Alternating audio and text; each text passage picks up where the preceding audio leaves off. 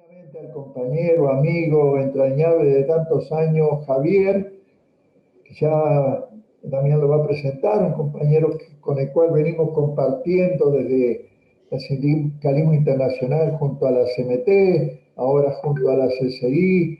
Él ha sido un baluarte de la Unión Sindical Obrera Española en todo lo que es la lucha en ese país y también en Europa. Así que bueno, gracias Javier por estar. Realmente es un honor que nos acompañe hoy a nosotros. Y le voy a pasar la palabra a Damián para que un poco te presente un poco más en detalle y también él va a ser el coordinador. Le va a dar las técnicas de cómo van a pedir las palabras, van a pedir la palabra y cómo va a ser el intercambio cuando haga la introducción Javier. Muchas gracias Javier y muchas gracias a todos y a todas las que están presentes. Adelante, Damián.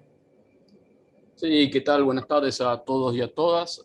Bueno, les agradecemos su participación y que nos estén acompañando en este seminario. La idea un poco era eso, compartir las experiencias desde los compañeros militantes en los distintos sindicatos para ver cuáles son las realidades en estos países.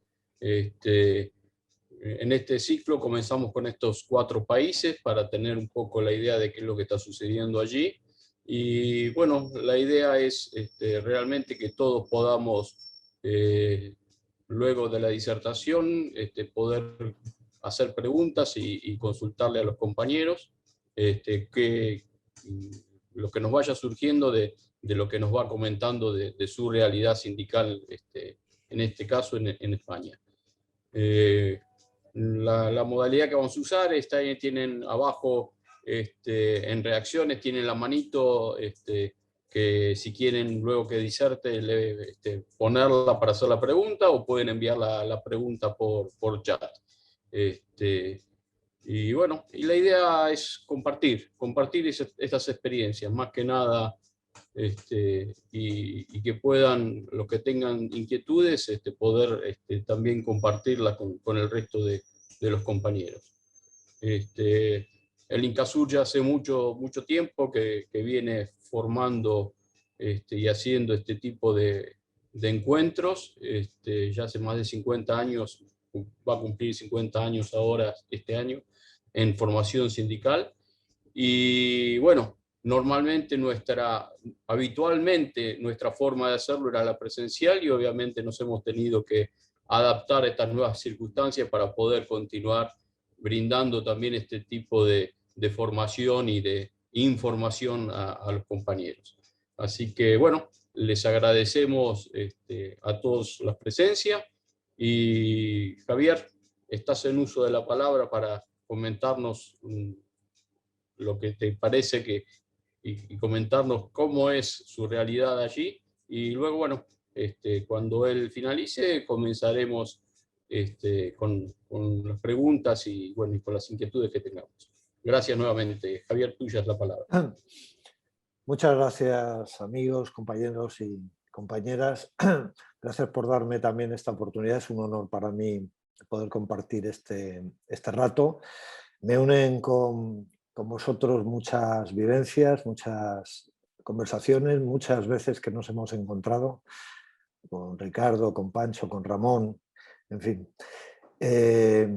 Bueno, primero voy a presentarme un poquito porque a lo mejor es bueno que sepáis con quién nos está hablando, ¿no? Entonces, yo soy actualmente el secretario de Acción Internacional y Desarrollo Sostenible de una central sindical española, que es la Unión Sindical Obrera de España. Como decía Ramón, la USO es miembro de la Confederación Sindical Internacional, también lo es de la Confederación Europea de Sindicatos y también lo es del Comité Sindical de la OCDE, TUAC. Yo provengo del sector público, es decir, mi gremio es la función pública.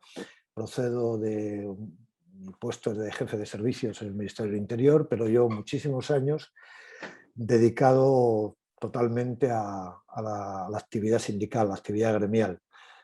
He sido anteriormente secretario general de la Federación de los Empleados Públicos, de los funcionarios públicos de la USO de España, y también he tenido un cargo europeo, he sido secretario general de la Federación Europea de Servicios Públicos en su Consejo de Justicia. Actualmente soy además presidente de Sotermun, que es la ONG de solidaridad de la Unión Sindical Obrera, y también desempeño cargos en las estructuras internacionales. Soy miembro del Comité Ejecutivo de la Confederación Europea de Sindicatos. También soy miembro del Consejo General de la Confederación Sindical Internacional y también contribuyo con mi trabajo porque soy uno de los 7 miembros del Consejo de Administración del Fondo de Solidaridad Internacional que tiene la CSI, la Central Internacional. Bueno, estos son un poco mis antecedentes, mis puestos, digo, para que tengáis ubicación, ¿no? Y yo, como decía Ramón bien, porque es el enfoque que me habéis pedido, no os voy a hablar de nada de esto, de las estructuras internacionales, sino que os voy a hablar de la realidad sindical en España. Hablando de cómo son los sindicatos en España y haciéndolo pues también con una vocación, que es la de que todos tengáis y salgáis con ideas más o menos de cómo funciona el sindicalismo en España. Y ahí veréis, como luego bien dice Ramón, que yo creo que es a la conclusión que ya os anticipo, que seguramente vais a llegar, que lo vuestro no es ni mejor ni peor, es distinto. Y seguramente, pero sin embargo, vais a ver cosas que os van a resultar novedosas y seguramente para notarlas en lo positivo, y otras al revés, os van a parecer negativas y vais a decir qué suerte tenemos los sindicalistas argentinos que tenemos otro sistema, ¿no? Pero bueno, para todo eso yo os voy a contar un poco toda la historia de cómo funcionan los sindicatos en España.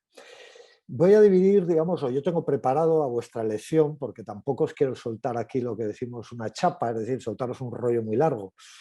Pero yo tengo preparadas dos intervenciones, que en función del tiempo las puedo realizar o solo una o las dos, como queráis.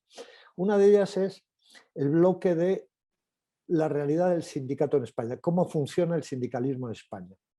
Y luego tengo una segunda parte en la que podría hablaros de cuál es la perspectiva más hacia los temas socioeconómicos, cuáles son los datos socioeconómicos, sociolaborales y cuál es nuestra mirada también actual hacia la Unión Europea, porque desde España naturalmente estamos mirando mucho a Europa, a la Unión Europea, porque somos parte de ella, ¿no? Bien, dicho esto, yo voy a empezar a contaros un poco esos datos de interés sobre la realidad sindical en España. Agradecería, eso sí, que cerréis los micrófonos, porque veo que alguna persona tiene el micrófono abierto y eso puede provocar ruidos y molestias a los compañeros. Sencillamente, en la pantalla, en la parte inferior de la pantalla, tenéis un micrófono que le pulsáis para que esté en rojo y así no esté cerrado. Me parece que hay 2 personas que no lo tenían cerrado. Bien, os digo, datos de interés sobre la realidad sindical en España. Os voy a contar cómo funciona ahí el sindicalismo. En primer término, un primer bloque.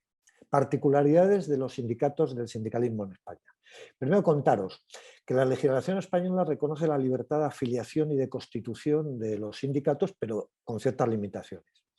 Entre ellas se exceptúa al personal de las Fuerzas Armadas. Ellos pueden crear asociaciones, pero no sindicatos. Igualmente, los jueces y magistrados tampoco pueden pertenecer a sindicatos. Sí pueden crear asociaciones profesionales. Por su parte, la Policía Nacional puede crear sindicatos solo policiales, pero en ningún caso estos sindicatos pueden afiliarse a centrales sindicales. Por otro lado, la legislación no permite que se constituyan sindicatos de desempleados, es decir, de personas en paro, ni tampoco sindicatos específicos de personas jubiladas o pensionistas. Digo, estos son peculiaridades también, ¿no? El sistema sindical que se ha generado en España se ha generado desde la transición española aquí, es un régimen relativamente moderno. Como sabéis, hasta el año 1975, en el que muere el dictador Franco, no había libertad sindical, había un sindicalismo único y vertical, que ahí ya estaba penetrado el sindicato vertical franquista, estaba penetrado por sindicatos con aspiraciones democráticas, como lo era el mío, la USO, que aprovechando las estructuras ellas y fundados en la clandestinidad, operaban desde dentro para reventar el sindicato franquistas. Este era el caso, como digo, de la USO y también otro sindicato español que es Comisiones Obreras, que trabajábamos desde el interno ya en nuestra fundación. Otros sindicatos estaban exiliados y no existían en España, ¿no? Prácticamente. Y luego, a partir del año 1978, que es cuando se publica la Constitución Española, es cuando se democratiza el sistema sindical y luego ya en 1985 se crea la Ley Orgánica de Libertad Sindical. A partir de 1985, producto de esa ley, el sistema sindical que se genera es un sistema sindical plural. Es decir, en lugar de una sola central sindical, pues lo que se regula es que haya muchas centrales sindicales. Eso provoca que nuestro sistema en España sea un sindicato que es verdad que es plural, pero es muy atomizado y también muy competitivo entre unos y otros sindicatos, entre unas y otras centrales. Lo cual eso al final genera fracturas entre los propios trabajadores. Y esto hay que ponerlo en correlación con las patronales, porque las patronales no tienen esta división. De hecho, os voy a decir una cosa curiosa. Mi central, la USO, en su carta fundacional defiende el objetivo de desaparecer formando parte de la gran central sindical de España. Es decir, nuestra vocación fue nacer para desaparecer en la gran central sindical de España. Sin embargo, por ahora eso fue un sueño, pero no hemos podido realizarlo, porque lo que tenemos son muchas centrales sindicales y muchos sindicatos. Para daros una idea del volumen, hay más de 100 confederaciones sindicales, es decir, más de 100 centrales sindicales registradas. Hay un alto número de sindicatos en todos los niveles territoriales, varios miles de sindicatos. Las principales centrales a nivel nacional, que muchos lo conoceréis, son, por un lado, Comisiones Obreras, por otro lado, UGT y por otro lado, la USO. Somos el tercer sindicato por este orden. Pero ya digo que hay más de 100. Es decir, que en absoluto nadie representa a nadie. O sea, todo. Aún así, entre todas ellas, entre las más de 100 y los miles de sindicatos, representamos a muy pocos trabajadores. La tasa de afiliación sindical, con el último dato más objetivo que existe, que es un dato del año 2015, según la OIT, es apenas del 14% de afiliación sindical. Es miembros que están afiliados a trabajadores o personas que pertenecen a la población activa que están vinculados al sindicato.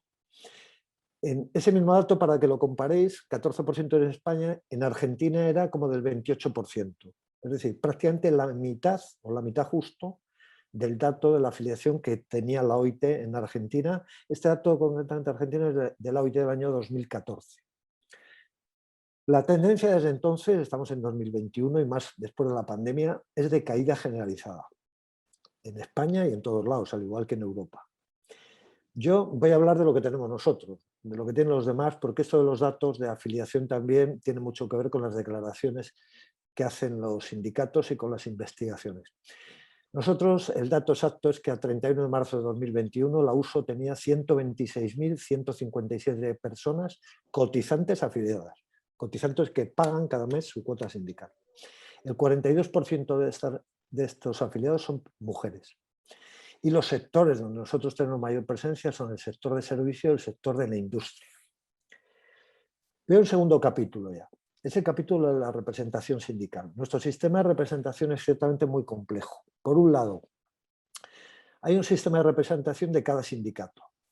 Y es que a nivel de empresa o bien de las administraciones públicas se pueden constituir lo que se llaman las secciones sindicales, es decir, la representación de cada central o de sindicato en esa empresa, que aglutina esas secciones sindicales exclusivamente a las personas que son afiliadas a una determinada opción sindical. De modo que en una misma empresa puede haber muchas y diversas secciones sindicales de centrales sindicales o bien de sindicatos que no forman parte de una central sindical. Para estas secciones sindicales son electores y elegibles para los cargos directivos tan solo las personas que son afiliadas. Esto es un nivel de representación de cada sindicato, pero por el otro lado, en España existe lo que llamamos el sistema de representación unitaria. Y es que a nivel de cada centro de trabajo de empresa o bien de grupos de empresa y también de las administraciones públicas, se organizan lo que se llaman órganos unitarios de representación de personal. En estos órganos unitarios de representación de personal son electores y elegibles todos los trabajadores y trabajadoras y se hace a través de candidaturas concurrentes presentadas por distintas centrales sindicales y por distintos sindicatos, o bien por grupos de trabajadores independientes que compiten entre ellos.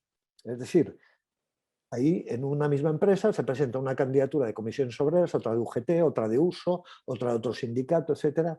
Hay ocasiones en las que para un mismo centro de trabajo de 200 trabajadores se presentan 8 o 9 candidaturas. Imaginaos lo que es el fraccionamiento de eso. Y todos los trabajadores tienen la capacidad de votar a una candidatura de esas. Los órganos unitarios los llamamos comités de empresa y en el caso de la administración pública, para el personal funcionario, los llamamos juntas de personal. Esos son los órganos, digamos, en centros de más de 50 trabajadores. Y luego tenemos en las empresas que tienen más de 6 trabajadores y menos de 49, tenemos otra figura de órgano unitario de representación que se llaman delegados de personal. En total, para que os hagáis una idea, en todo el país tenemos más de 75.000 órganos unitarios, entre comités de empresa, juntas de personal y los delegados de personal. ¿Qué ocurre? Como se han elegido en esas elecciones a esos órganos unitarios una serie de representantes, el nivel de representatividad se determina en función de esas elecciones, no de la afiliación que tenga cada uno. De este modo podéis entender que se pueden dar peculiaridades rarísimas. Y es que un sindicato, por ejemplo, tenga el 100% de los trabajadores afiliados a su sindicato, sin embargo, si se han celebrado elecciones y alguien, aunque esté afiliado, se ha presentado como candidato de otra central sindical con un solo voto, y si no hay otra candidatura, puede representar a toda la empresa un sindicato, una central que no tiene afiliados en la empresa. Esto es así de curioso. De hecho, en la mayoría de empresas o en muchas de ellas no hay afiliados a las centrales sindicales, sino que el sistema es puramente representativo, de personas que son electas por sus compañeros, pero no son afiliadas a las centrales.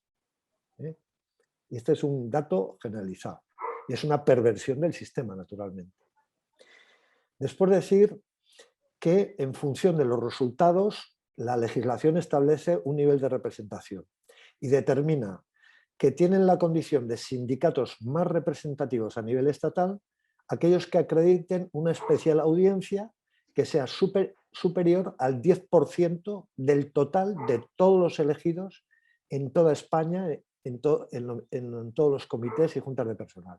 Es decir, quien tenga más del 10% tiene la condición de sindicato más representativo. Existe también otra condición, que es la de tener la condición de sindicato más representativo a nivel de una comunidad autónoma. Nuestras comunidades autónomas son las regiones, son como para vosotros las provincias. Entonces, en esas comunidades autónomas puede haber un sindicato que sea más representativo de nivel de comunidad autónoma si obtiene, en lugar del 10, al menos el 15% de toda la representación de la comunidad autónoma y además siempre que este número con el que cuentan supere los 1.500 representantes.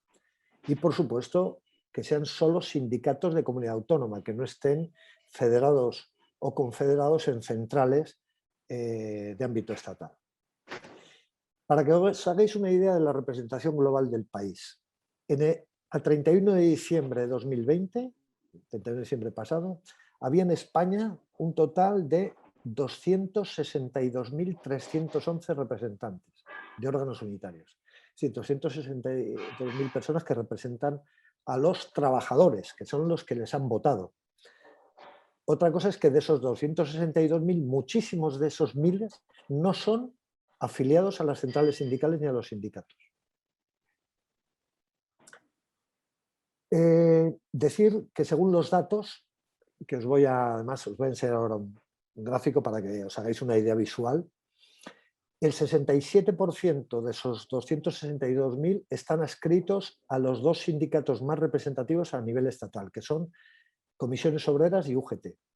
El 33% restante, que se suponen 86.000 representantes, se reparten entre las demás centrales sindicales y sindicatos. Mi sindicato con 10.820, otro sindicato que pertenece al sector público se llama CESIF con 10.063, otro sindicato que es propio del País Vasco y que tiene la condición de más representativo en el País Vasco se llama ELA con 8.500, otro sindicato que es la CGT con 5.459 y de ahí para abajo.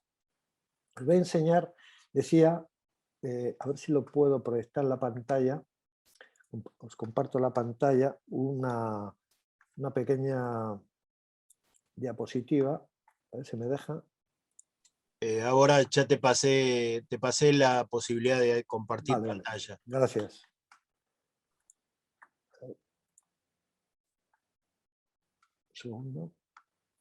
Vamos a ver si el sistema me deja porque... ¿Podés? Un segundo, lo estoy...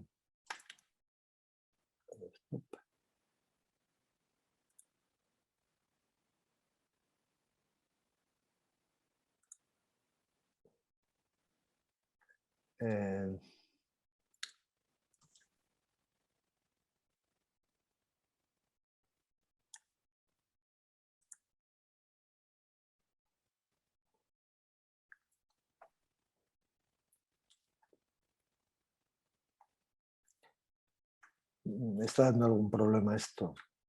¿Tenés el pirulito verde que dice compartir pantalla? ¿Te aparece? Sí. Sí, lo he pulsado, pero... Te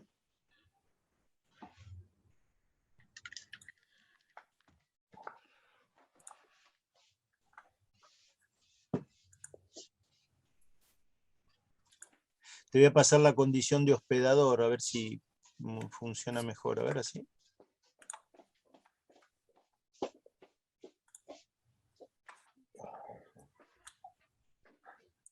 No me permite, es como si no hubiera...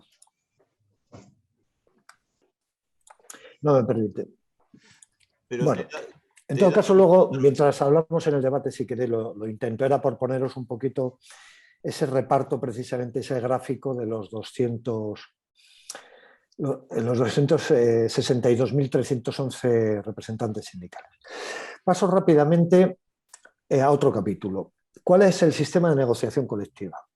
El sistema de negociación colectiva se realiza a través de mesas de negociación de composición paritaria.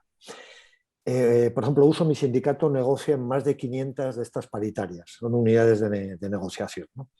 Por un lado hay mesas de negociación de los convenios colectivos en las empresas o también grupos de empresas, y también hay mesas de negociación por sectores laborales. En este caso hay convenios colectivos de carácter estatal a nivel de todo el país, hay convenios colectivos de carácter regional autonómico, es decir, lo que serían vuestras provincias, y luego hay otros convenios que son convenios de nivel provincial, que nuestra provincia es una unidad menor que la vuestra, y también hay convenios colectivos de empresa.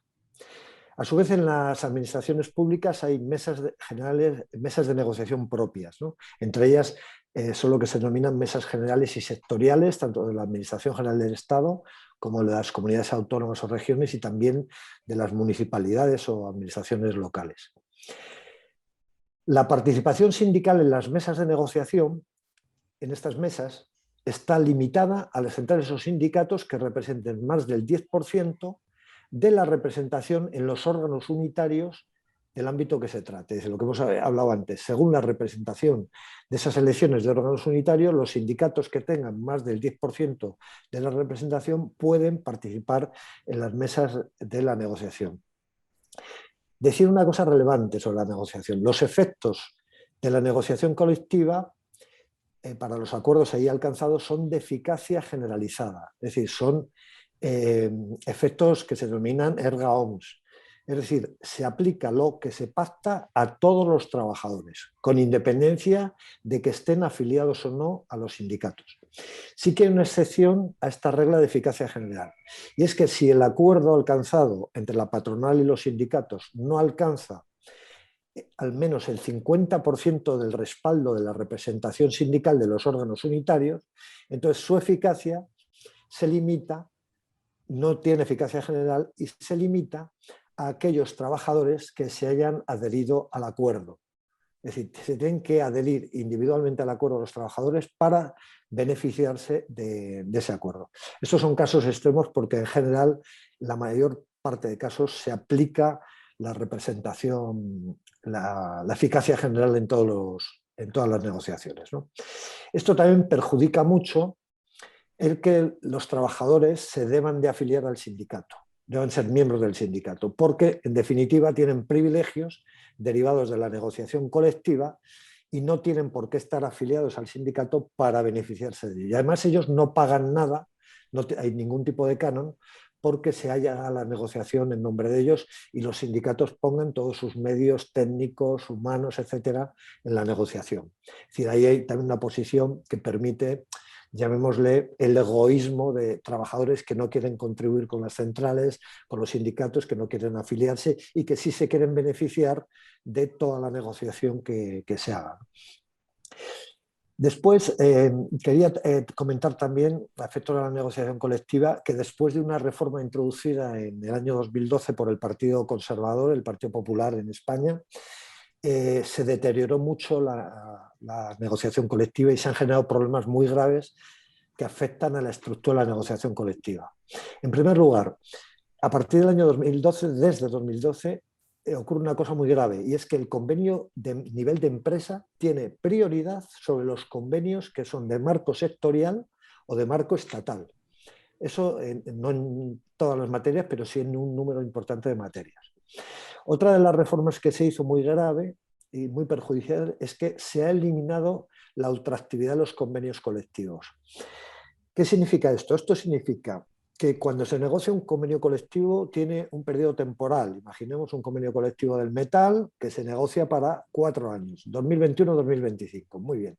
Pues de acuerdo a la legislación actual, si en 2025 la patronal denuncia ese convenio, en el año 2026, si no hay un nuevo convenio, los beneficios de ese convenio colectivo desaparecen y se tiene que iniciar una negociación ex novo, es decir, se pierden todos los derechos adicionales que proporciona el convenio colectivo a los trabajadores más allá de la normativa básica regulada en el Estatuto de los Trabajadores. El Estatuto de los Trabajadores sería normativa básica y los convenios colectivos tienen normativa que mejora las condiciones del Estatuto de los Trabajadores, que resulta básico. Pues bien, todo ese beneficio de los convenios desaparecería. Eso es lo que llamamos ultraactividad de los convenios. Antes no era así. Antes un convenio permanecía con ultraactividad de por vida mientras no hubiera negociación de un nuevo convenio, con lo cual era construir sobre beneficios a mayores cada vez que se negociaba un convenio colectivo. Por otro lado, otra de las reformas negativas es que ahora la legislación permite que los convenios colectivos puedan ser revisados durante su vigencia, y antes no era así. Y también se facilita que las patronales se puedan descolgar por voluntad propia de un amplio número de materias del convenio. Antes solo cabía lo que se llamaba el descuelgue salarial. Ahora hay muchísimas materias que permiten a las empresas hacer esto. ¿Qué más cosas, y cierro el capítulo de negociación colectiva para abrir otro, tenemos en nuestro sistema sindical? Bueno, por lo que llamamos participación institucional y diálogo social. Y es que la legislación y los convenios colectivos permiten la participación de los sindicatos en ciertos órganos institucionales de las administraciones públicas e incluso de las empresas. Por ejemplo, tenemos consejos económicos y sociales a nivel nacional y regional, tenemos patronatos, mutualidades, consejos de la administración, etc. La legislación permite que los sindicatos estemos participando de estos foros. Y luego hay otra estructura que es la llamada diálogo social, que se estructura de dos maneras. Una a nivel bipartito, que aglutina patronales y sindicatos, y otra a nivel tripartito, que incluye al gobierno, es decir, gobierno, patronales y sindicatos. Y ello en distintos ámbitos territoriales. Hay un diálogo social de carácter nacional y hay un diálogo social en las comunidades autónomas, en las regiones. En este diálogo social solo participan los sindicatos más representativos. Por ello, nuestro sindicato critica severamente este modelo de diálogo social en España, porque creemos que la participación es muy restrictiva y también porque queda acreditado por los problemas históricos que se ha causado, que tiene una limitada eficacia para resolver los problemas de los trabajadores y las trabajadoras. Lo que se hacen son acuerdos de carácter general y global que luego hay que llevar a la legislación. ¿Hay algún micrófono por ahí, por favor, si cerráis? Paso a otro capítulo y vamos avanzando. ¿Cuáles son, a mi manera de ver, los principales desafíos que tenemos ahora en el sindicalismo español? Pues por un lado, modernizar el marco normativo sindical, porque hemos de adaptarlo a una realidad económica y social que ha cambiado. Esa realidad económica y social también es verdad que necesita o requiere de la reforma del modelo de diálogo social, porque como acabo de decir, se ha visto fracasado, y tenemos una legislación que es obsoleta. La Ley Orgánica de Libertad Sindical es de hace 36 años, es de 1985. ¿Qué otro desafío tenemos? Revertir, como he dicho también, la reforma laboral del Partido Popular que metió en el año 2012, especialmente en eso, en materia de estructura de la negociación colectiva y de la ultraactividad de los convenios. Y luego, por último, el sindicalismo español tiene el grave problema de que tiene que vencer la atomización sindical. Tiene que erradicar también el frentismo y el sectarismo entre centrales, que es horroroso. Y la confrontación entre sindicatos, es la fractura entre los propios trabajadores, es trabajadores contra trabajadores. Y también en esa misma vocación de cambiar las cosas, el sindicalismo español debe promover, mientras tanto, la unidad de acción generalizada entre todas las centrales sindicales, que para eso además somos todas, salvo alguna excepción, centrales sindicales democráticas. Y termino con esto, salvo alguna, y es que ahora hemos sido penetrados recientemente por la ultraderecha fascista en nuestros parlamentos nacionales y autonómicos. Y esa ultraderecha fascista, a través de un partido político que se llama Vox, ha creado disimuladamente un sindicato que tiene tintes democráticos que no pasarían un examen riguroso con lupa de una entidad de derechos humanos, porque es un intento de constituir auténticamente un sindicato antidemocrático y fascista. Bien, yo siguiendo las normas de mi querido amigo Ramón, que más o menos me marcó un poquito los tiempos, creo que en este momento llevo hablando 27 minutos, voy a parar aquí. Y este es pues bueno, el bloque que os hago de contaros pues, cómo es el sindicalismo en España y cómo es la... Si luego hay tiempo y tenéis interés, podría también dedicar un tiempo pues, a hablaros, a facilitaros algunos datos socioeconómicos y laborales que pueden ser de interés de cómo estamos en España y también a contaros esa perspectiva europea que os decía de cómo nosotros los sindicatos españoles tenemos puesta la mirada en Europa. Muchas gracias. Gracias, Javier. Si te parece, hacemos una ronda de preguntas y luego, si tenemos tiempo, si los compañeros pueden disponer un poco más de tiempo, nos gustaría realmente escuchar si es posible la segunda parte también. Así que, si les parece, ya hay algunas preguntas por chat. Martín Pérez pregunta, ¿cuánto es la población económicamente activa en España? Sí, Damián, voy respondiendo una segunda pregunta. Vale, bueno, eso es de los datos que os iba a contar luego, pero bueno, os lo aviso. Estamos en torno a los 24 millones, luego 24 millones de trabajadores. Luego os doy la cifra al milímetro.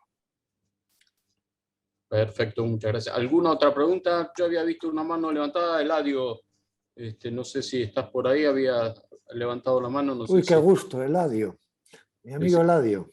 Andaba por ahí, había puesto la manito levantada, pero ahora no lo veo. No sé si sigue por ahí. Sí, Ramón. No, dentro de esa población económicamente activa sería bueno discriminar población económicamente activa formal e informal. ¿Cómo es el nivel de los informales en España? Sí, perdón, es que había quitado el audio. Bueno, este es un dato curioso, ¿no? Porque la economía informal como está, o sea, tal y como es, no está registrada formalmente, como es lógico. Entonces, siempre se ha hablado de que nosotros tenemos unas ratios de economía informal reales en torno a un 8-10%, no superior a estas cifras. Tened en cuenta que, y ahora como lo pedís, pues sí os doy la cifra exacta. En España el dato último a 31 de marzo de la encuesta de población activa, es el dato más riguroso, tendríamos como población económicamente activa 22.860.000. A ella habría que añadirle ese 7, 8, 10% máximo de trabajadores no declarados. En esta encuesta lo que se dice es que las personas ocupadas son 19.206.000 y las personas que están desempleadas o en paro son 3.653.000 personas. Bien, gracias. Ricardo, ya Hay se una nos... pregunta escrita de Roberto, Damián. ¿Eh? Hay Ahora, una... sí, había pedido la palabra a Ricardo y ya después paso para la escrita.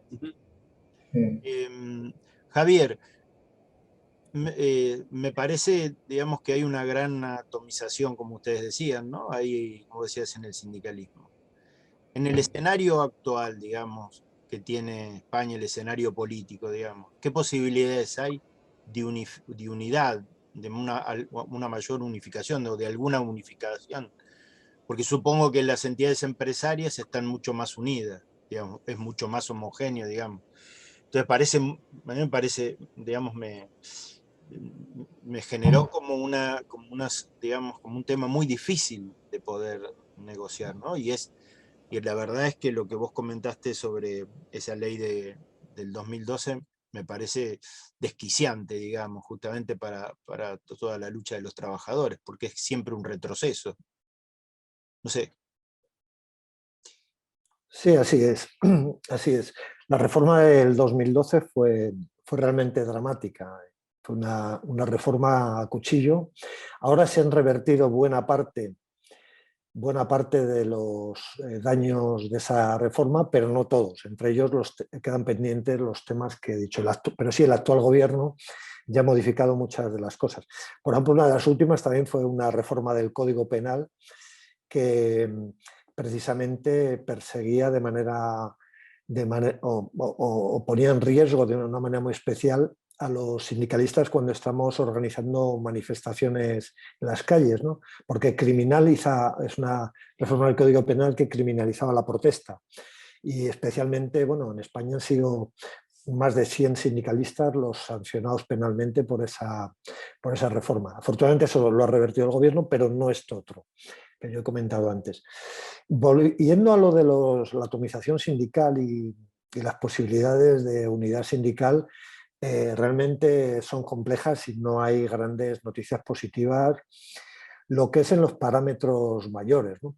Sí, por abajo, en lo que son ciertos sindicatos, lo que es, que os pasa también a vosotros, es decir, lo que son corrimientos de afiliaciones de sindicatos o sindicatos no adscritos a ninguna central, que se afilian, se unen, algunos se integran, algunos desaparecen.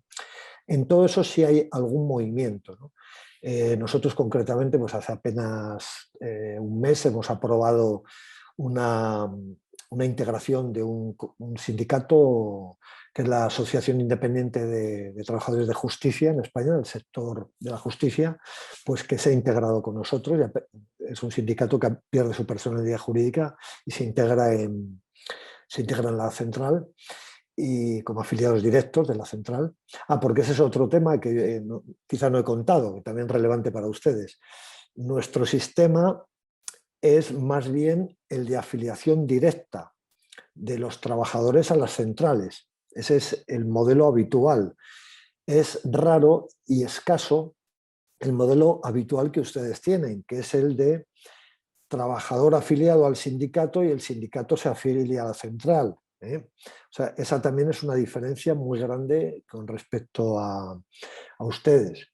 Nosotros luego sí tenemos muchos sindicatos, que es lo que llamamos sindicatos independientes, que esos sindicatos independientes y a la vez corporativos, porque suelen ser sindicatos que no tienen conciencia de clase y que son sindicatos que se defienden nada más a ellos mismos, a sus colectivos, a su grupo y nada más, ¿no?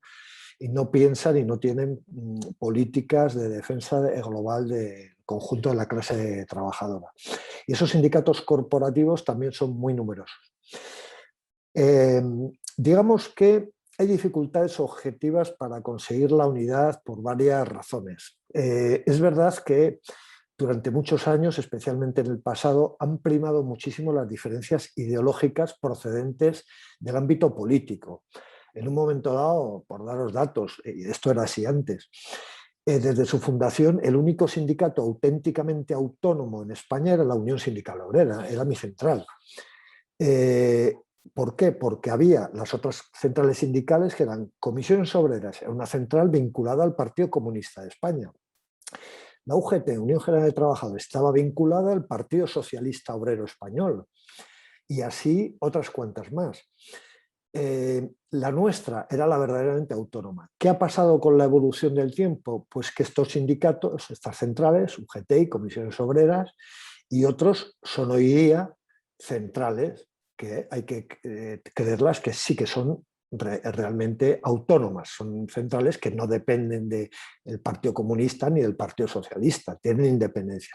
Es verdad que hay ciertos vínculos que siguen existiendo, mucho más, por ejemplo, por hablar de UGT, ¿no?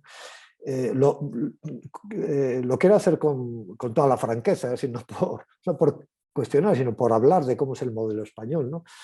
Sí, ciertamente, el nivel de dirigentes de cuadros, sí que existen vínculos muy, muy estrechos entre el Partido Socialista Obrero Español y dirigentes de la UGT.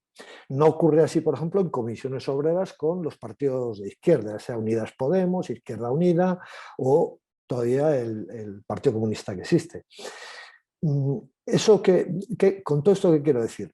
Que sí que es verdad que se han eliminado viejas barreras ideológicas, pero por el otro lado, las circunstancias tampoco permiten ser halagüeños en una perspectiva de unidad sindical. Las cosas son como son, ¿no? Y bueno, y luego está el sindicalismo corporativo, que esos son reinos de taifas.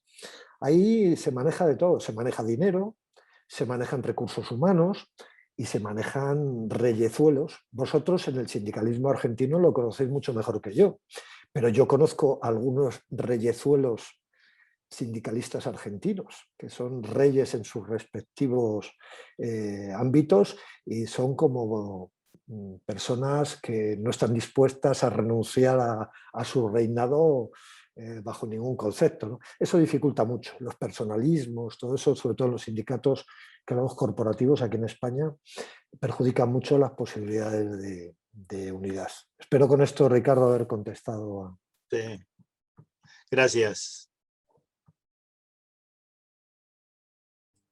Sí, gracias.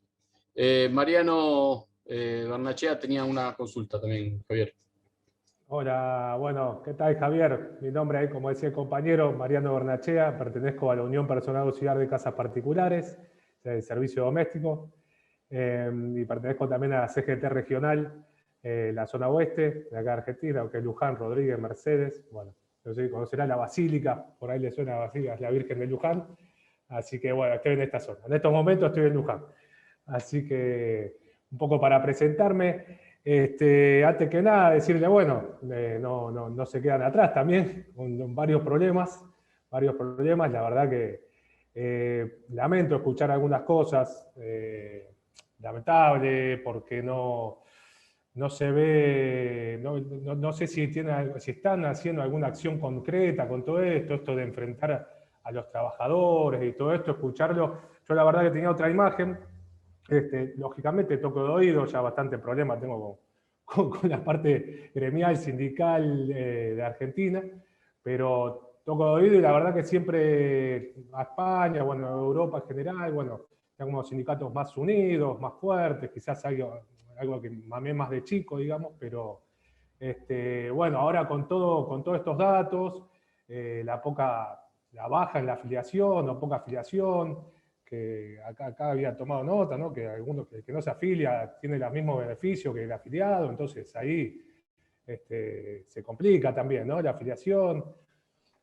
Yo no sé si, antes que nada le iba a preguntar dos cositas, primero como para entender un poco más el tema, si el gobierno de hoy, ya digo, estoy muy metido acá y disculpe mi ignorancia de algunas cosas de España, el gobierno es ultraderechista, de derecha hoy, que está por España. No. En España tenemos gobierno de la izquierda. Socialdemocracia con un partido de izquierda. Sí. Y otra pregunta también para ponerme en tema, aprovechando que usted es allá, ¿quién fue el referente, o digamos el Perón español? ¿A quién o un símil? Bueno, nosotros un Perón como tal no tuvimos, pero bueno, sí tuvimos una figura muy importante en la transición española, que se llama Adolfo Suárez. Este hombre fue realmente el que hizo esa transición de la dictadura a la democracia, y lo hizo además introduciendo libertades para los partidos políticos, legalizó el Partido Comunista de España, que fue un acto muy valiente, en aquel momento le pudo costar el cuello, y legalizó también, o sea, se empeñó en que en la Constitución española estuvieran legalizados los sindicatos. Digamos, no fue Perón, ni mucho menos, Claro, pero bueno, fue un buen presidente que hizo su trabajo, la democracia. Sí. Está bien. Bueno, yo creo que ahí también, ¿no? Ahí hay un vacío, ¿no? No han dejado como Perón también, o a veces como un Lula en Brasil, o un Mujica en Uruguay, ¿no? Esas figuras fuertes que dejan, ¿no? Como Perón, que dejó una guía práctica de cómo hacer las cosas, ¿no? No te muevas mucho de ahí porque vas a rebotar te va a ir a la banquina, ¿viste? Entonces, bueno, por eso me sorprenden algunos datos. Muy bien, Mariano. Pues nada, al hilo de tus comentarios me sugieres algunas ideas, ¿no? Curioso esto de los sindicatos fuertes en Europa, porque en Europa decimos que los sindicatos fuertes están en Argentina. O sea, fijaros vosotros lo que es la cosa. En Europa sí tenemos sindicatos fuertes relativamente en algunos países, pero también es verdad que esto de los sindicatos fuertes, y lo voy a decir también para que sepáis que el sindicalismo español tiene otra gran diferencia con el sindicalismo argentino, y es que en general los sindicatos no administramos en España obra social, no gestionamos obra social. Eso también nos resta fortaleza a la hora de promover o procurar la afiliación a los sindicatos, porque naturalmente el hecho de que un gremio, un sindicato tenga una determinada o facilite un acceso a la obra social es un plus muy importante para que un trabajador se pueda afiliar a ese gremio. No ocurre así en España. Aquí en España el sistema de seguridad social es un sistema público, el sistema de sanidad es un sistema público, el sistema, en definitiva, no tiene nada que ver con el modelo argentino. Esa es otra diferencia también importante. Por tanto, aquí los sindicatos en general tampoco tenemos hoteles, como ocurre en Argentina, no tenemos una gran cantidad de servicios sindicales, porque en general hemos optado, la mayoría de los sindicatos somos sindicatos con servicios, porque tenemos algunos pactos con empresas que ofrecen servicios a mejor precio, pero no somos sindicatos de servicios, es decir, que incluimos servicios como lo hacen allá. Claro, ahí ese es un tema súper importante, central, que los sindicatos no tengan la obra social. Creo que por ahí viene el tema. Bueno, eso también es algo que no le juega a favor a los sindicatos allá. Sí recuerdo en el año 2018, creo, del País Vasco, creo en la CGT vino a hablar a alguien, no recuerdo bien de qué sindicato era, y bueno, me había pintado otra cosa y me quedé con eso, de un sindicalismo fuerte y organizado. Pero ahora por lo que escucho de usted, bueno, me tendría que poner a estudiar más. Pero bueno, hay cosas a favor y cosas en contra. Ustedes no tienen el cáncer que tenemos, para que se quede un poco más tranquilo, el cáncer que tenemos acá, que se llama inflación, ¿no? Donde nuestra mano obrera, nuestros trabajadores, trabajadoras, todos los meses estamos en la lucha de perder poder adquisitivo. Cuando cobran el salario ya están perdiendo, entonces es una lucha constante, continua. Hoy hay muchos sindicatos aquí en Argentina también que hasta los hemos transformado con ayuda social, que eso tendría que depender de desarrollo y del gobierno de turno, bueno, desarrollo social, que es la entidad que se ocupa, y hemos tomado la aposta nosotros, por lo menos para nuestros afiliados. Pero así que, bueno, es una de cal y una de arena en todo. Lo que sí me gustaría, porque la verdad que escuchando esto, cuando yo escucho que se enfrentan entre trabajadores, yo nací en un sindicato, nací en la Unión Obrera Metalúrgica, jugaba en la oficina de Lorenzo Miguel, así que fue un gran sindicalista de acá, y escuchar que se enfrentan entre trabajadores, la verdad que por eso me sorprendió, me duele, pero bueno, siempre hay tiempo de seguir luchando, mientras respiremos, como decía. Okay. Así que bueno, muchas gracias. Gracias. Tengo algunas preguntas más, sí, algún otro compañero. Alejandro Restelli había preguntado justamente lo de las obras sociales, que creo que fue contestado. Y Javier, te pregunto también de las mutuales, si tienen mutuales. Hay una pregunta inicial que hizo Roberto del comienzo, perdón que te interrumpa, pero Roberto hizo al principio dos preguntas muy importantes, no sé si las lee.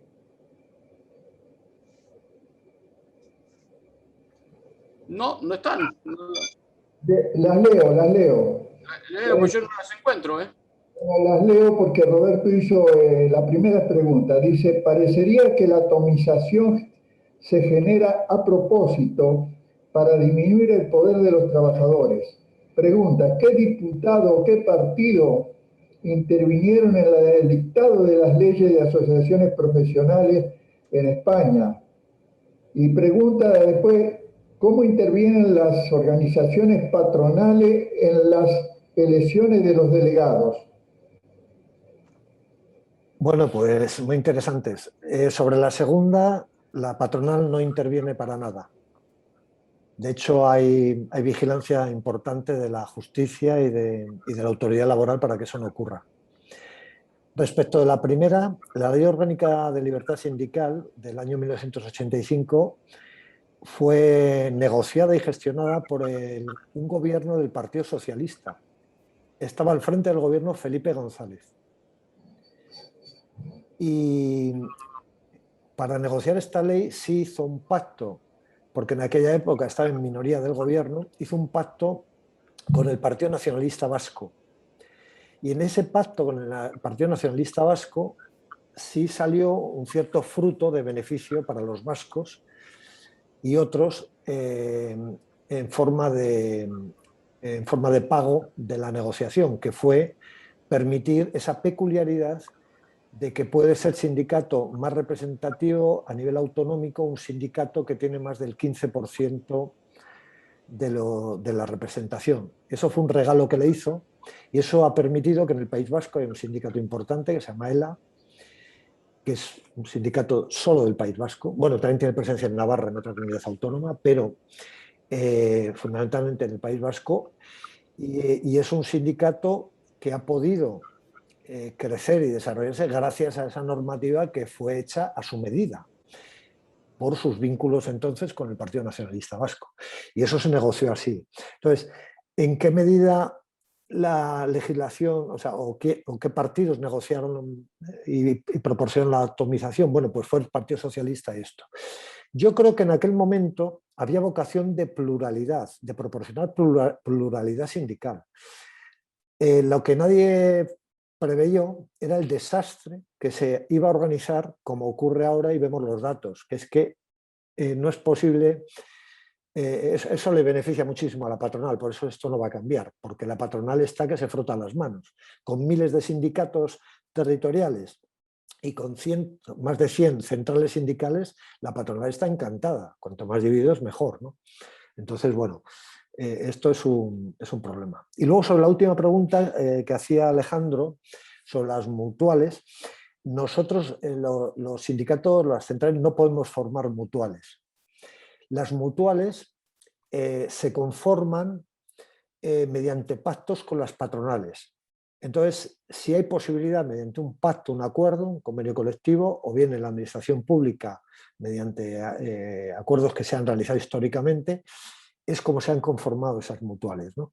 Pero no directamente y por sí solo la central o el sindicato. Bien, ¿alguna otra pregunta, alguna otra consulta? Si no hay, si queréis, yo voy a los otros datos, os facilito los otros datos. Decía, si no había, sí, podías pasar los otros datos y luego hacemos otra ronda de preguntas, si les parece. Estupendo. Estupendo, Damián, pues voy con ello. Muy rápidamente. Bueno, era contaros eso, algunos datos de interés sobre la situación económica y laboral de España.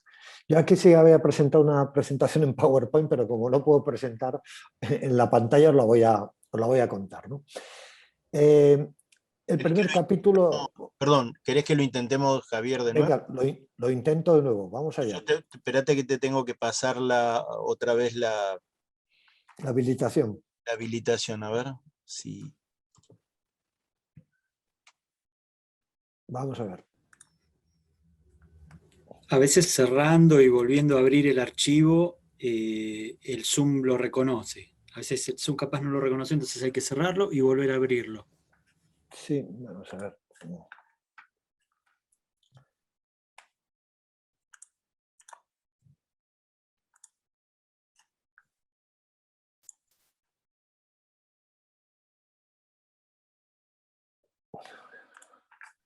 Un momento.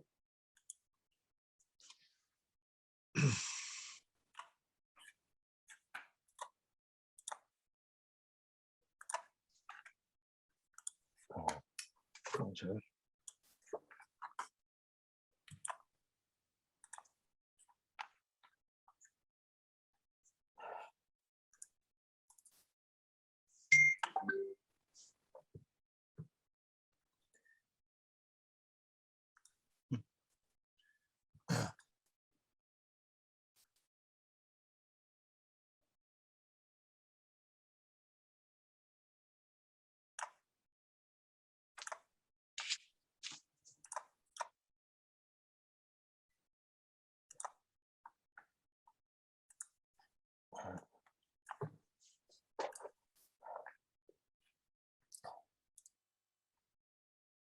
Ahora creo.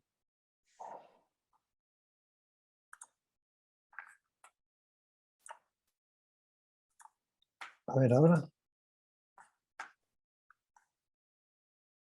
Me parece que no he hecho nada. Ahora sí. A ver. Vamos a ver. Ahora sí, ¿no? Ahora sí, perfecto. Vale. Muy bien, pues aquí está la presentación que os decía. Bueno, pues era contaros un poquito esto, ¿no? La población económicamente activa, 22.860.000 personas, lo que se había contado. La población activa se ha reducido en el último año, 133.500 personas. Esto tiene mucho que ver con la pandemia. Hay más de 19.206.000 personas ocupadas y 3.653.000 desempleados. Es una tasa de desempleados muy grande, una tasa de paro que alcanza el 16% y que en el último año se se ha incrementado eso en 1,58%. El empleo ha bajado en España en los últimos meses, han sido un 2,41%, con lo cual es una pérdida de 474.500 personas. La tasa de actividad en el empleo la ocupa el 62% los hombres y el 53% las mujeres. Es decir, que fijaros, las mujeres, el 47% están en el desempleo, están paradas. La tasa de los hombres es inferior, pero aún así bastante alta. Ya sabéis que esto está hecho sobre las personas que han expresado su deseo de trabajar. El 11,2% de los ocupados, que son más de 2 millones de personas, 2.146.000, este es un dato muy curioso, trabajaron desde su propio domicilio más de la mitad de los días. Este dato ha salido en la encuesta de población activa con ocasión de la pandemia para que veáis el impacto del teletrabajo. Es una cosa muy, muy curiosa, ¿no? Es un nivel que ha crecido muchísimo. Estábamos el año pasado, en los peores días de la pandemia, se había alcanzado el 9%, pero ahora ha superado. Ahora estamos en el 11,2%, que más de la mitad de los días han trabajado, ¿no? El siguiente ítem que os quería facilitar era el de los salarios, ¿no?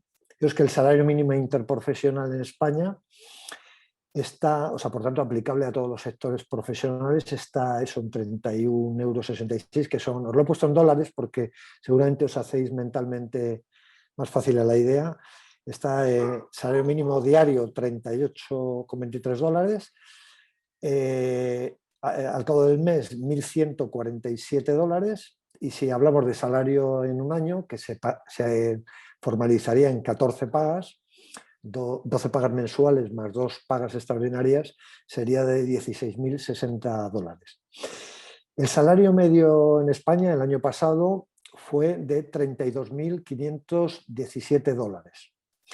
Decir sobre el salario mínimo que se ha conseguido elevar de una manera sustancial en los últimos 3 años, y especialmente con este gobierno de izquierdas, que antes me preguntabais, gobierno de coalición entre que está en minoría parlamentaria, pero funciona, está formado, es un gobierno de coalición formado por el Partido Socialista Obrero Español y por un partido político de izquierdas que se llama Unidas Podemos, y ellos sí han elevado con cierta oposición de la patronal, aunque al final firmaron el salario mínimo interprofesional. ¿Cuál ha sido en cifras, que parece relevante también contároslo, el impacto de la pandemia de la COVID-19? Bueno, para nosotros han fallecido eso, cerca de 80.000 personas, son los que han muerto a causa del COVID. Ha habido más de 3,5 millones de personas infectadas del virus. El Producto Interior Bruto nuestro se ha caído el año pasado en un 10,8%, y en lo que va de año está teniendo un gran impacto, mucho más del esperado, y ya se ha caído también ese Producto Interior Bruto en un 4,3% en el primer trimestre. Tenemos a cerca de 450.000 personas en situación de ERTE. Los ERTEs son expedientes de regulación de empleo temporales, son medidas provisionales que ha aprobado el gobierno de carácter excepcional. Para esas personas, son todas esas personas que pertenecen a empresas en dificultades a causa de la pandemia. Entonces, estas personas, mediante un sistema legal, cobran un porcentaje amplio de su sueldo, en torno al 75% de su sueldo, pero va entre el 60 y el 75%, y no van a trabajar, pero permanecen cobrando ese dinero por parte del Estado, ayudas que le da el Estado. Aproximadamente esos 450.000, muchos de ellos, o sea, antes había muchos más, hemos tenido casi 1 millón de personas, 1.100.000 personas en el ERTE. 450.000 son los que quedan ahora por incorporarse todavía a sus respectivas empresas. Muchos de ellos sabemos que no van a incorporarse y que van a formar parte de las filas del desempleo. Y tenemos aproximadamente 600.000 parados y que pertenecen, o sea, que han sido provocados directamente por la pandemia, que son personas que pertenecen a pequeñas y medianas empresas que han quebrado, que han cerrado sencillamente. Y hablando ahora de otro capítulo, que no es el empleo, os decía que es la mirada a Europa. Nosotros, los sindicatos españoles, por razones obvias, miramos mucho a Europa y trabajamos mucho todo el entorno de la acción sindical europea. Y aquí os voy a poner muy rápidamente, para informaros de cuáles, dentro de esa mirada, los retos que tenemos nosotros, los trabajadores españoles, mirando a Europa tras esta crisis provocada por la pandemia. Por un lado, atendemos muchísimo un acuerdo político de envergadura que se ha tomado a nivel de europeo, aprobado en el año 2017, pero que se está implementando con fuerza ahora y que estamos incidiendo mucho sobre él, que se llama el Pilar Europeo de Derechos Sociales. Venimos ahora de celebrar una cumbre social a nivel europeo que se ha celebrado en Oporto, en Portugal, hace unas semanas, y en esa, bajo la presidencia portuguesa, presidencia provisional, porque la Unión Europea tiene presidencia cada semestre de un país, esa presidencia pro tempore ha impulsado mucho el tema del Pilar Europeo de Derechos Sociales y hemos alcanzado allí un acuerdo, una declaración política importante en Portugal. El Pilar Europeo de Derechos Sociales son 20 principios que están declarados y aprobados para una Unión Europea más justa e inclusiva, consolidando los derechos sociales y reduciendo las desigualdades. Se ha percibido que hay una desafección de la ciudadanía con la Unión Europea y esto los políticos han tomado buena nota y están intentando corregir. Los sindicatos estamos ayudando a esa reacción, ¿no? Los principios o los capítulos que incorpora el Pilar Europeo de Derechos Sociales son un capítulo para la igualdad de oportunidades y el acceso al mercado de trabajo, otro capítulo sobre condiciones de trabajo justas y otro capítulo dedicado a la protección y la inclusión social. Esto se traduce en que desde la Unión Europea se dicta normativa relevante, fundamentalmente directivas y algún reglamento, relativo a lo siguiente: un paquete normativo relativo a la conciliación de la vida laboral y personal, por ejemplo, entre ellos, un permiso de paternidad de 16 semanas de duración equivalente al que tienen las mujeres para todos los países de la Unión Europea, en España ya está aplicándose, una directiva de salario mínimo europeo, una normativa sobre protección social para todos los tipos de empleo, una directiva sobre tiempos máximos de trabajo y también la cuestión de la turnicidad, y una directiva sobre declaración escrita de las relaciones de la contratación laboral, es decir, más o menos una directiva para decir que todo tipo de relación laboral tiene que estar por escrito. No sirve esto de la relación oral o los acuerdos por debajo de manga, ¿no? Y luego la otra mirada que tenemos las centrales para el tema europeo, lo hacemos muy mucho sobre los fondos europeos para la recuperación. La verdad es que a diferencia de la crisis anterior, donde la Unión Europea fue la precursora de la austeridad y del meter a la troika del Fondo Monetario Internacional y del Banco Mundial a presionar a los países europeos, y así lo pasó, que ahogaron a Grecia y ahogaron a muchos otros países y los perjudicaron gravemente, entre ellos a España, entre ellos a Irlanda y entre ellos a Italia. Esta vez la Unión Europea ha reaccionado de manera muy distinta frente a la pandemia. Ha reaccionado de una manera positiva, renegando de la austeridad y haciendo una ofensiva económica que no ha habido igual otra en la historia. Y eso es algo muy de agradecer. Entonces, los sindicatos tenemos el ojo puesto en esto porque supone una oportunidad grandísima para salir de la pandemia y no solo. Y además, empalmar esta salida de la pandemia con los grandes objetivos que nos estamos planteando en las centrales sindicales, que tienen que ver con la Agenda de Desarrollo Sostenible 2030 de Naciones Unidas, que tiene que ver con las políticas contra el cambio climático, que tiene que ver con las políticas de transición justa de la industria, que tiene que ver con la necesaria nueva digitalización, o sea, una transición también digital, es decir, los grandes desafíos del mercado, combatir la globalización económica tal y como la conocemos. Para todo eso es una oportunidad económica enorme lo que nos viene con los fondos europeos para la recuperación. Que sepáis que el marco financiero plurianual, que son los presupuestos de la Unión Europea que se han aprobado ya para el periodo 2021-2027, prevé una dotación por importe de casi lo que serían en dólares 2 billones de dólares, pero no billones americanos. Billones americanos serían 2.000 billones americanos. Es decir, o sea, es una cantidad ingente de dinero.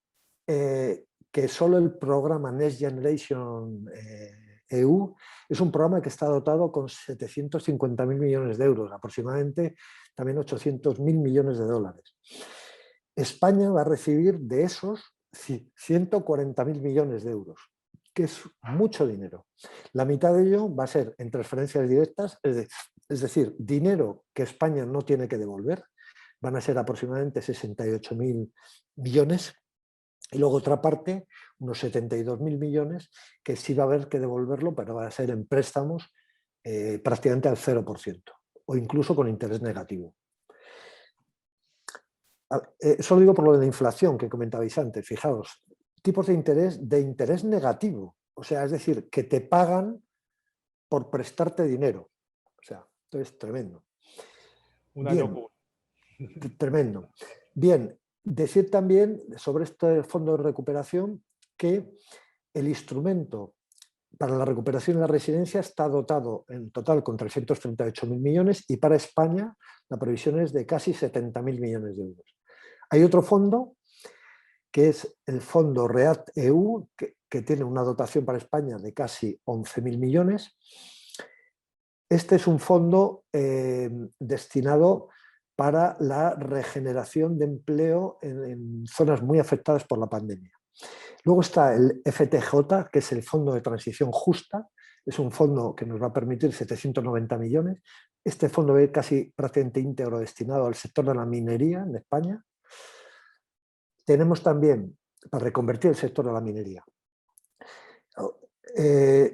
mucho dinero ya desembolsado. Nos han desembolsado más de 21.300 millones de euros en el programa SURE. El programa SURE es un programa creado ad hoc de la pandemia también para asegurar precisamente la financiación de esos trabajadores que veíamos antes en situación de ERTE, es decir, para financiar un mayor crecimiento del pago del seguro de desempleo y cubrir las necesidades del Estado para atender el desembolso que tienen que hacer los trabajadores y trabajadoras. Y luego recibimos una cantidad también muy importante del Fondo Social Europeo y del Fondo Europeo de Desarrollo Regional. Van a ser un total de más de 35.000 millones de euros.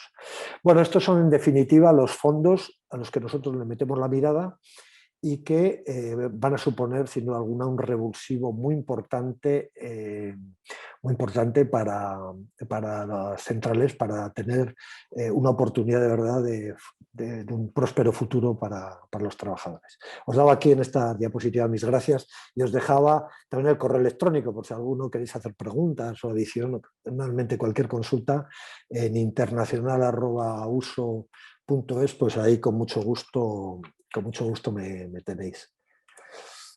Ok, pues hasta aquí. Gracias. Bien, muchísimas gracias, Javier. Hay un par de preguntas realmente muy, muy explicativo y sería bueno si no tenés problema por ahí el power pasárselo o pasarlo por el chat o dejárselo a Ramón, pues son cifras que a veces cuesta a uno conseguirlas y tenerlas, y tenerla de primera fuente realmente es útil para hacer datos comparativos también. Javier, hay un par de preguntas, si te parece. Roberto Colucci dice, tengo entendido que el seguro de desempleo era importante.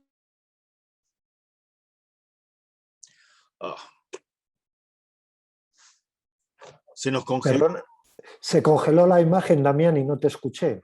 Sí, no, nosotros tampoco. Ah. Estaba Roberto Colucci, ¿podés hacer la pregunta nuevamente?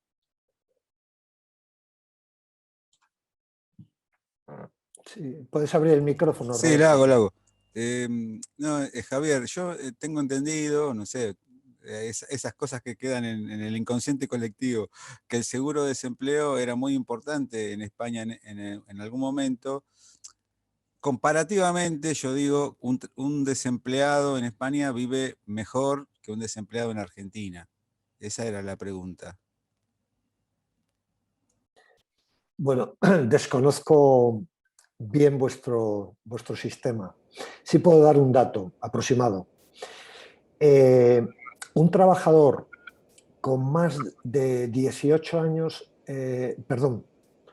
un trabajador con más de, voy a poner 24, con más de 2 años continuados en su empleo sin haber estado en situación de desempleo, cuando accede a la situación de desempleo, viene percibiendo en torno al 60% del salario real, que es lo que se llama aquí el 75% de la base reguladora. Es decir, el salario neto real, 60-65% del salario neto real. Eso es para que te hagas una idea. Esa cantidad la percibe durante los 6 primeros meses. Y luego la cobertura la tiene hasta los 2 años, pero ya se reduce un poco, se reduce un 10, un 15% esa cuantía. Lo digo porque con eso vas a tener mejor la respuesta de lo que yo pueda decir sobre el sistema de desempleo vuestro. Sí, sí, claramente. Perdón, ¿hay algún otro compañero que... Pancho, creo que tenías una pregunta para hacer.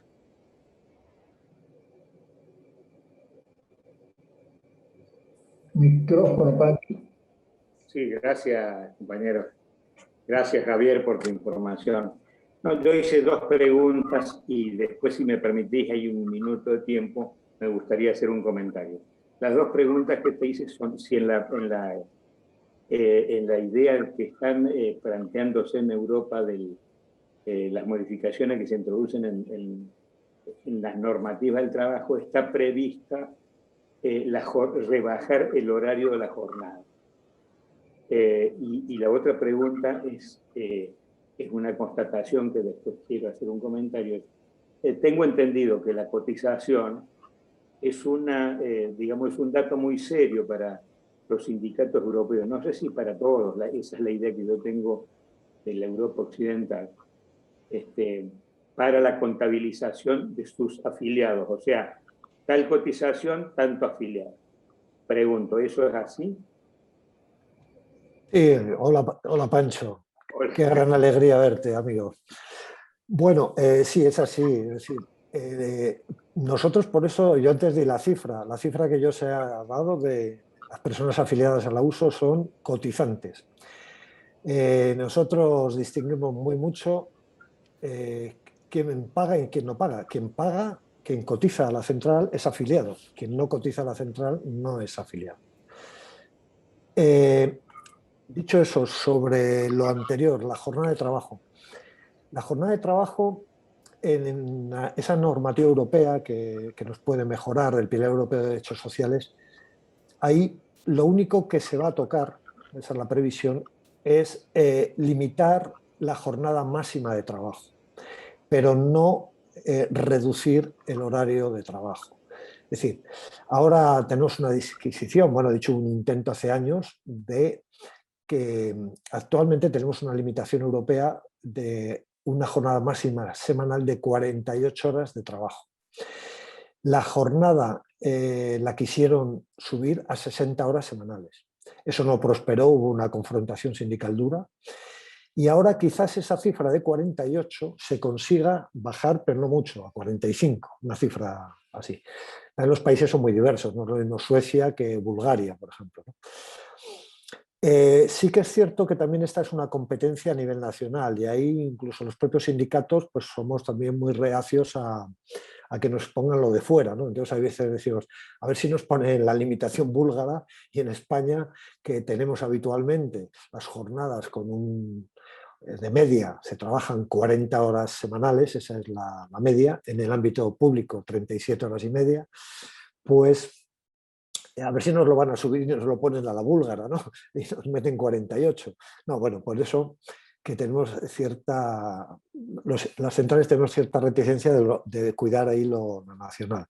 Pero bueno, esto es un poco las jornadas y creo que he respondido a tus preguntas, Pancho. Sí, Pancho, sí. ¿Sabes qué, Pancho? Hay una pregunta de Mariano que seguramente es cortita y después volvés vos con tu reflexión. ¿Te parece, Pancho? Perfecto, perfecto. Ricardo, sí, cortita, prometo cortita, pero me quedó pendiente del anterior. Los centros de formación profesional, o sea, es igual que acá, cada sindicato tiene su centro de formación laboral o centro de formación profesional. Vamos a ver, los sindicatos tenemos centros de formación sindical, no centros de formación profesional en general, pero sí hay excepciones a esta regla. No es lo habitual, pero sí.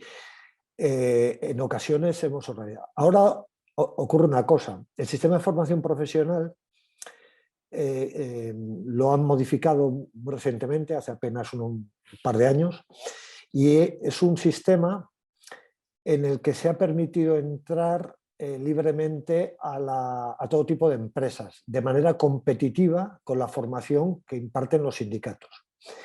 Eso está provocando que haya una competencia desleal porque operan a precios muy bajos, pagando mal a los profesores, con centros de bajas calidades, etc. Y eso está, digamos, minando, perjudicando las posibilidades de que las centrales o los sindicatos lo hagamos. Pero digamos, por resumir y ser francos, la mayor parte de la formación profesional se da fuera del sistema de las centrales sindicales. Gracias, Javier, muy claro.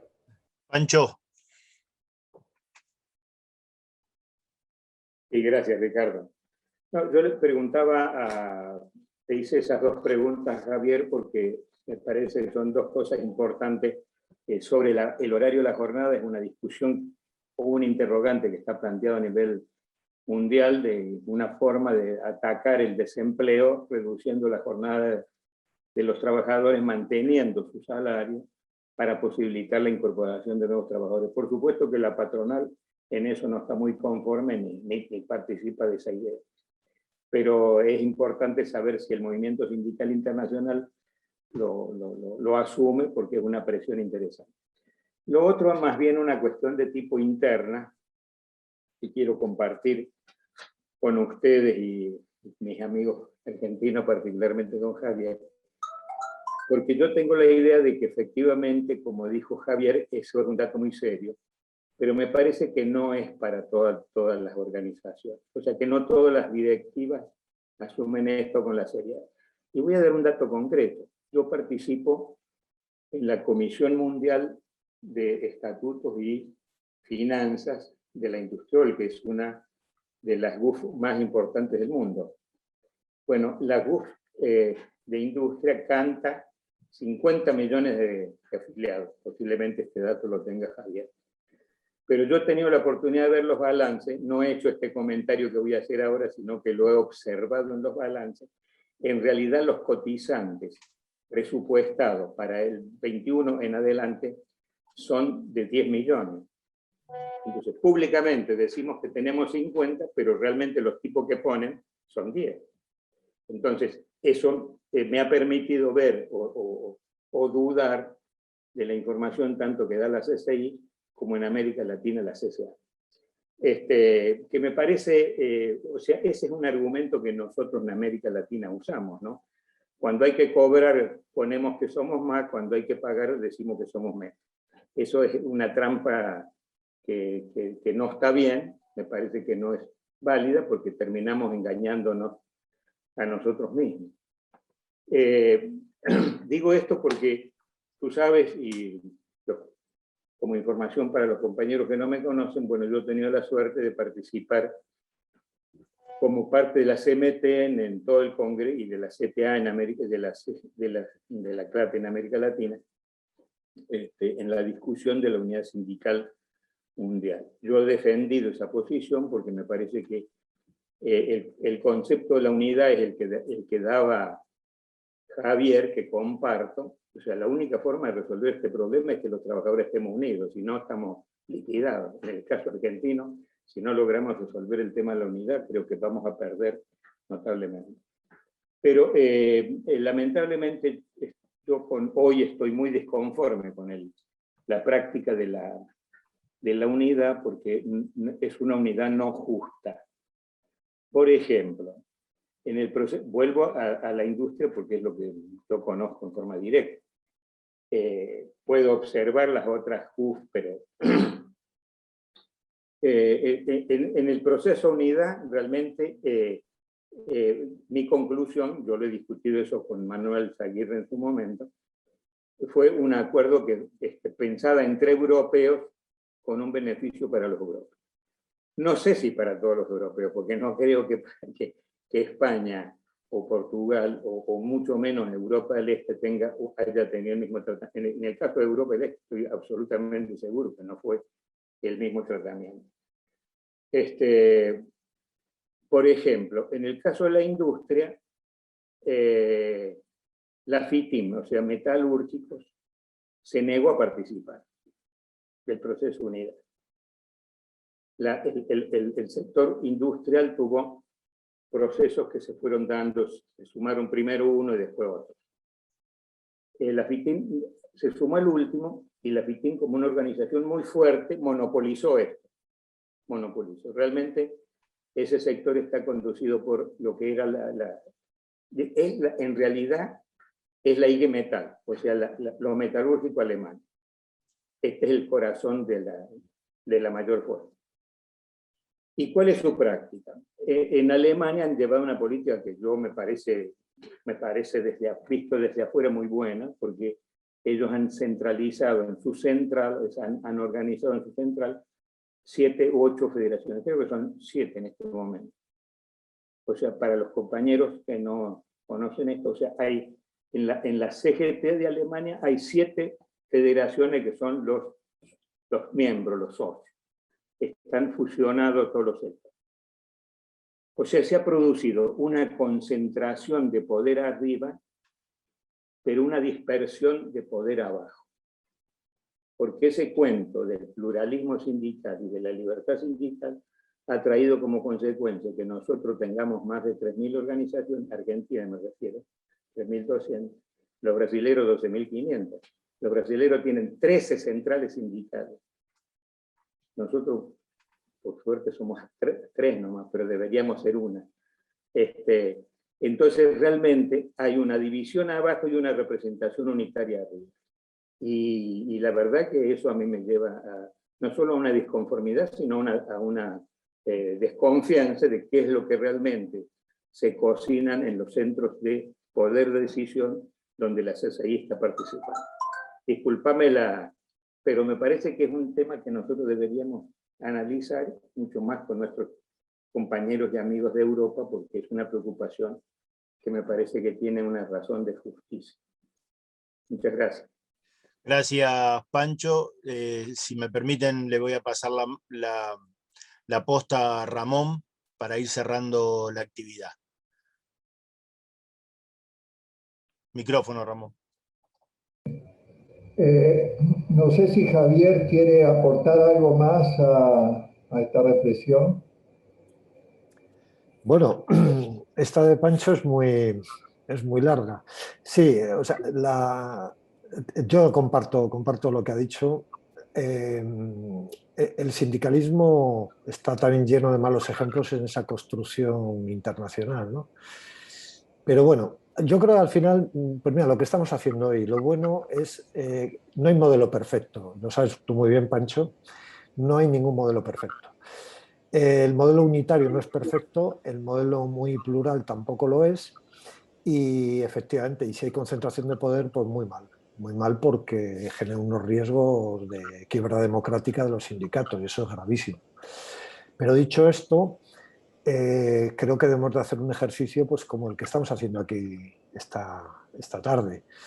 Tarde-noche en España, aquí es más de noche, no es lo de noche que efectivamente es compartir los modelos y sacar lo mejor de cada modelo y hacer lo posible por cambiar los modelos para mejorar el modelo. Yo sería la reflexión que me quedaba. Y por último, Ramón, decir que he colgado en el chat, como me habéis pedido, la presentación de PowerPoint que he hecho antes por si la queréis descargar, ¿vale? Muchas gracias, Javier.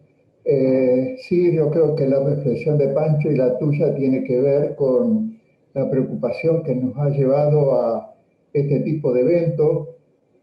Estamos convencidos de que el sindicalismo del futuro o el sindicato del futuro, o el sindicato de la pospandemia, tiene que tener características distintas al que tenemos la posibilidad de que esta pandemia nos lleve a reflexionar y a tomar lo mejor de cada uno, a tener la generosidad también de renunciar a ciertos privilegios, a cierto amor por los sillones y tal vez poner más a disposición de los trabajadores un poco la dimensión de la lucha hacia futuro. Creo que debemos pensar más estratégicamente hacia futuro, hacia la nueva normalidad, para reconstruir el poder real de la clase trabajadora. Realmente debemos recuperar el poder en todos nuestros países para poder reivindicar mejores condiciones de trabajo, mejores condiciones de vida, ir a un mejor bienestar en general en cada uno de nuestros países. Así que lo invitamos a continuar con estos seminarios. El 26 de mayo a las 17 horas continuaremos con el análisis del sindicalismo de Brasil. Hemos invitado al compañero Ricardo Patá, que es el presidente de la Unión General de Trabajadores de Brasil, para esta charla. Así que esperemos que todos estén acá. Y a Javier, una vez más, un gran abrazo, una solidaridad permanente con la USO, con Sotermun, el agradecimiento a toda la generosidad que tienen esas organizaciones para con nosotros. Así que muy buenas tardes, muy buenas noches, Javier, y nos encontraremos en 15 días. Muchas gracias. Muchas gracias a todos vosotros. Un placer. Gracias, chao, chao. Javier. Gracias, Javier. Un abrazo. Abrazos. Un gusto. Chao.